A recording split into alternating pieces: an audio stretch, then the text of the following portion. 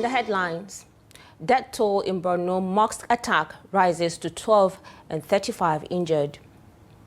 Tinubu governors call for unity in Christmas messages.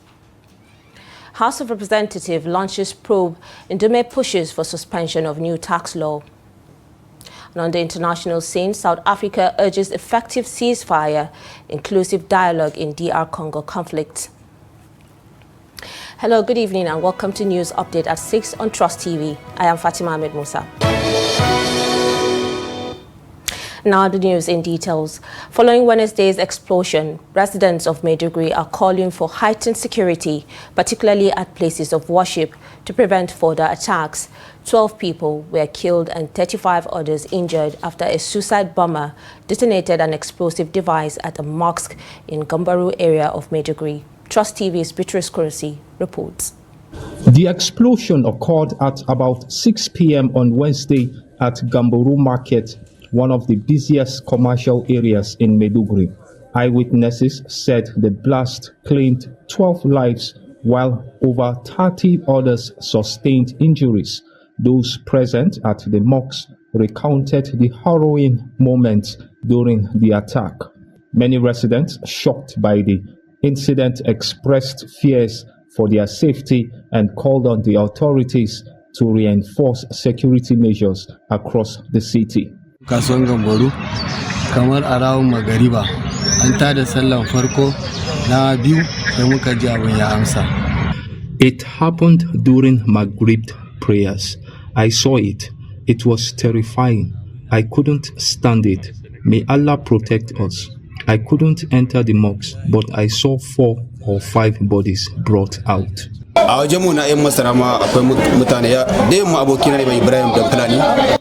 saw what happened. I lost my friends while others got injured. I saw a dead body myself. I couldn't control myself. I fainted. We are afraid of what may happen. It's very scary. We want the government to improve security in the city. Meanwhile, the Borno State Police Command has urged calm, assuring residents of its commitment to protecting the city from further attacks. But we also want to call on the good people of Borno State not to panic as the situation has been cordoned. And right now we have the police, the Department of Operations, which we have the AC Operations who is here coordinating this operation for a seamless exercise.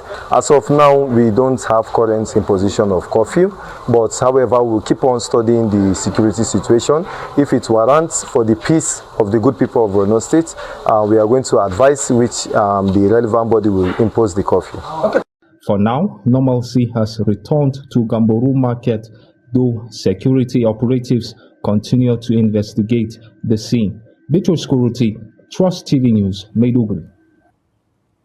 Still in Borno, the state governor Babagana Umar Zulum has condemned the suicide attack at a mosque in Gambaru Market, Maiduguri, which claimed 12 lives and left 35 others injured. The attack occurred on Wednesday evening during Maghrib prayers when a suspected suicide bomber infiltrated the mosque. This is according to the statement issued by the governor's special advisor on media, Dauda Ilia. Governor Zulum extended his condolence to the families of the victims and prayed for the speedy recovery of those injured. He also called for increased vigilance and heightened security, particularly at a place of worship and other public space during the festive season. The governor added that the state government, in collaboration with the security agencies, has put up measures in place to prevent further attacks. Now, troops of the 3rd Division of the Nigeria Army, in conjunction with the Joint Task Force Operation Enduring Peace, OPEB, have dismantled a gun-running syndicate operating in Vom, just south local government area of Plateau State. The media information officer of OPEB, Major Samson Zakum, condemned confirmed the development in a statement, saying the operation was made possible through superior intelligence gathering by the troops, who assured residents of a peaceful Yuletide season. During the operation, 3 suspects were arrested, while a cache of arms and other items were recovered. The recovered items include 2 locally fabricated AK-47 rifles, 1 round of 7.6 mm special ammunition, 2 knives and 3 mobile phones. Major Zakum disclosed that while withdrawing from the area, the troops encountered resistance from misguided women and youths who blocked the road, fired shots and pelted personnel and operational vehicles with stones. The Nigeria Security and Civil Defense Corps (NSCDC) has confirmed a terrorist attack on its personnel stationed at the Wawa area of Burgu local government area of Niger State. The state commandant of the Corps, Suberu Isiaka Anive, who confirmed the incident while briefing journalists in Mina on Wednesday, said the attackers arrived in large numbers shortly after midnight but were unable to operate freely due to the alertness and prompt response of the personnel on duty. He explained that the personnel attempted to repel the attackers, but the situation became difficult due to the terrorist numerical strength and the darkness in the area. According to him, the attackers used torchlights to identify approaching persons before opening fire, forcing the personnel to tactically maneuver and take cover. Isiaka Anive said the personnel abandoned their operational vehicle while moving to safety, but the attackers assumed they were still inside and fired repeatedly. Now, the federal government and the Academic Staff Union of ASU have concluded the renegotiation of the 2009 FGN versus ASU agreement, ending a protracted industrial relations dispute that lasted over 16 years. Confirming the development and in an interview with leadership on Wednesday, ASU President Professor Chris Piuna said the agreement was finalized on December 23, 2025, after intensive engagement between both parties. He disclosed that the new agreement is expected to take effect from January 1, 2026, with a review scheduled after 3 years. According to Piuna, the provision of the agreement includes a 40% salary increase for academic staff and significantly improved pension benefits. Under the revised pension structure, professors will retire at the age of 70 on pension equivalent to their full annual salaries, a long-standing demand of the union. The agreement also introduces a revamped university funding model with dedicated allocations for research, libraries, laboratories, equipment, and staff development. In addition, it provides for the establishment of a national research council to fund research with a minimum allocation of 1% of Nigeria's gross domestic product. The deal further guarantees greater university autonomy and academic freedom, alongside provisions for elected academic leadership at the levels of dean and provost position to occupy strictly by professors. Now, President Bola Tinubu has reaffirmed his commitment to religious tolerance, declaring that no Nigerian should suffer or die because of their religious beliefs, even as Nigeria Labour Congress (NLC) called for tax justice. In his Christmas message to Nigerians released on Wednesday, the president stressed that religion tolerance remains a core national value and binds the country together despite its diversity. He reaffirmed his administration's commitment to protecting the constitutional rights of all Nigerians to worship freely. President Tinubu revealed that he had engaged extensively with leaders of Nigeria's 2 major faiths throughout the year, particularly amid concerns over religious intolerance and insecurity. Delta State Governor Sheriff Obruri congratulated residents of the state on the 2025 Christmas celebration, urging them to embrace love, unity, and Christ-like living as foundations for peaceful coexistence and sustainable development. Katsina State Governor Dikko Rada also extended Christmas greetings to Christians in the state and across Nigeria, encouraging them to reflect on Christ's teaching of love, sacrifice, and peace. Meanwhile, NLC President Joe Ajero extended warm Christmas greetings to Nigerians, workers, and citizens, wishing them peace, joy, and renewal during the 2025 celebrations. The labor union acknowledged that the economic hardship facing millions of Nigerians, noting that the weight of economic hardship, policies that inflict suffering, and forces that press our nation into a morass and servitude can make the present seem bleak.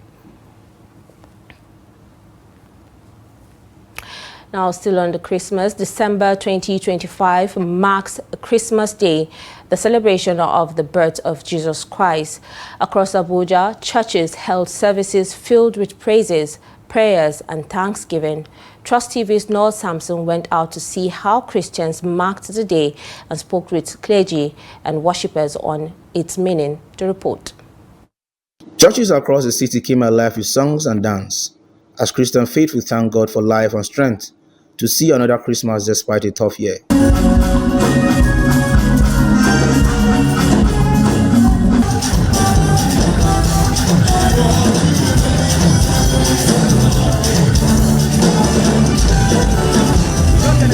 Speaking of the significance of the day, Archbishop John praised all leaders to place more focus on the safety of lives and property across the country. And so it's an amazing season, story of salvation, and then it shows us the story of humility.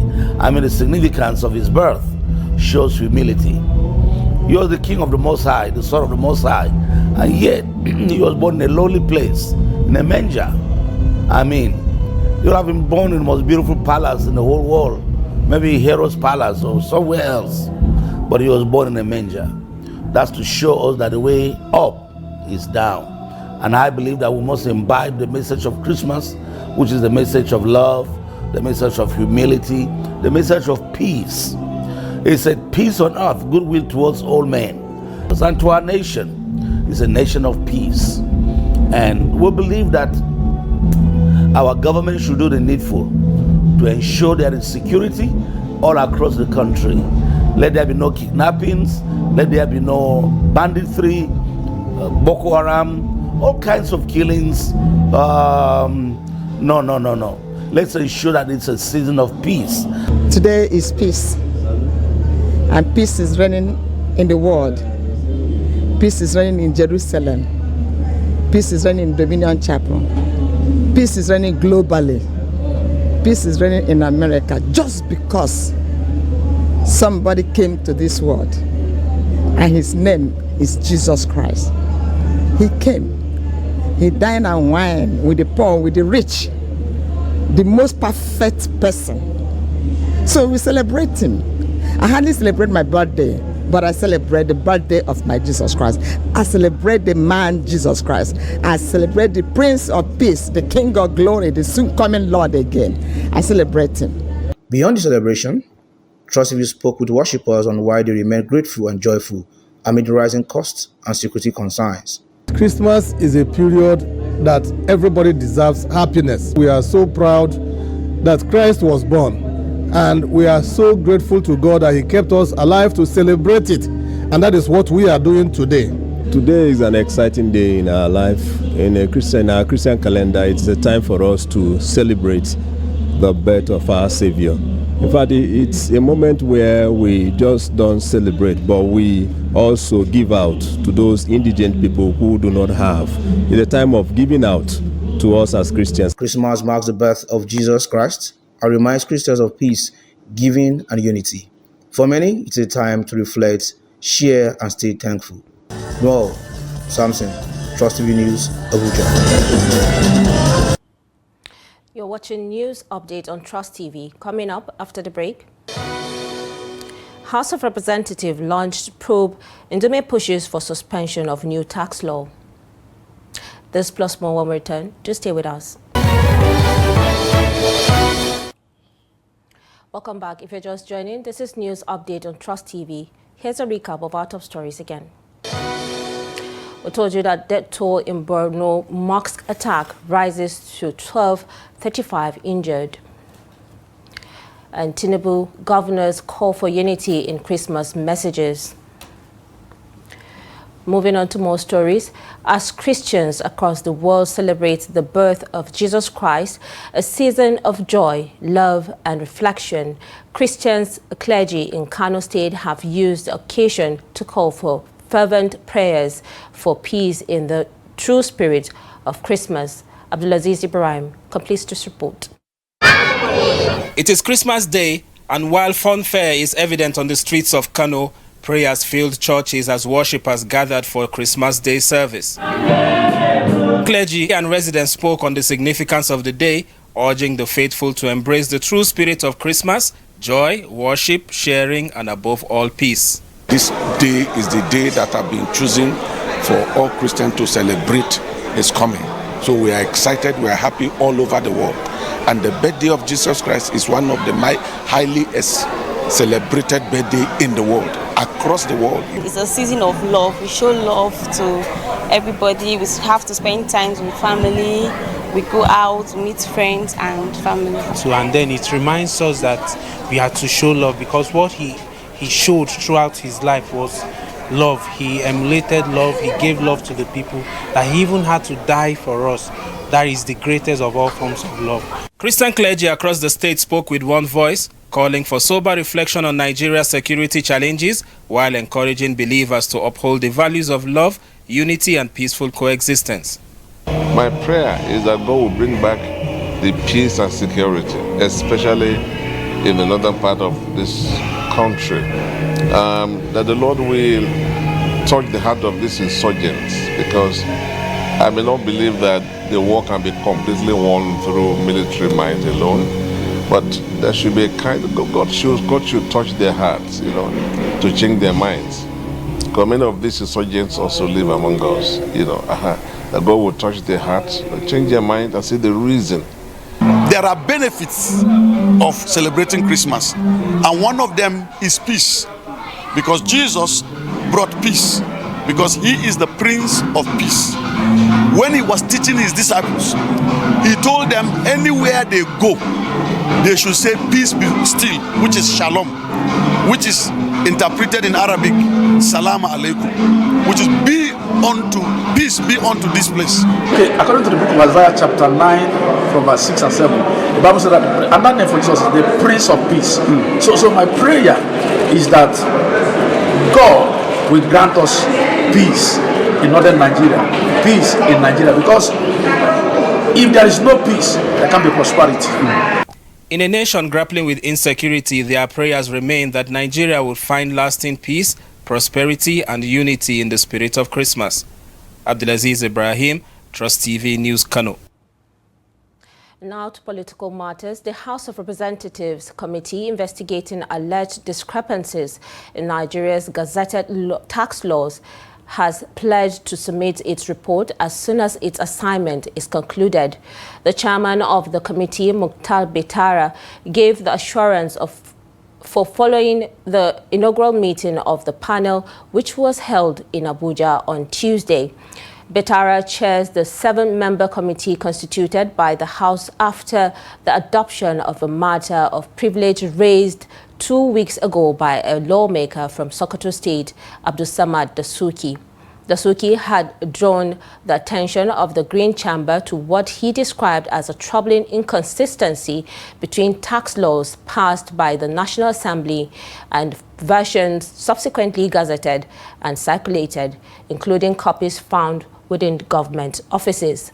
He alleged that some provisions in the gazetted law materially differed from what the lawmakers approved, arguing that any such alterations, if established, would amount to a breach of legislative procedure and the rule of law.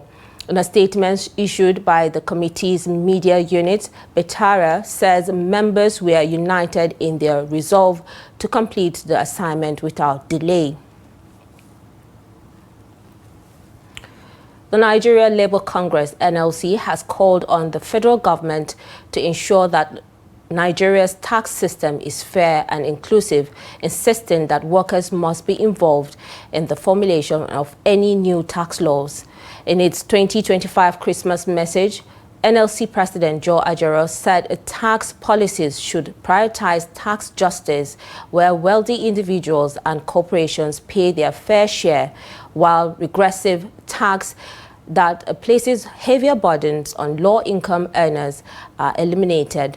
The Labour body warned that any tax law developed without the input of workers will be considered unjust and unacceptable. The NLC also expressed concern over what it described as a distortion and alleged forgery associated with some tax policies, noting that such practice undermined credibility and public trust. It further urged Nigerians to remain united in demanding equitable governance and reiterated its commitment to mobilizing workers to resist policies that worsen economic hardship. The 4 tax reform bills, which faced strong opposition from some federal lawmakers from the northern region during the legislative debate, are scheduled to take effect on January 1st, 2026.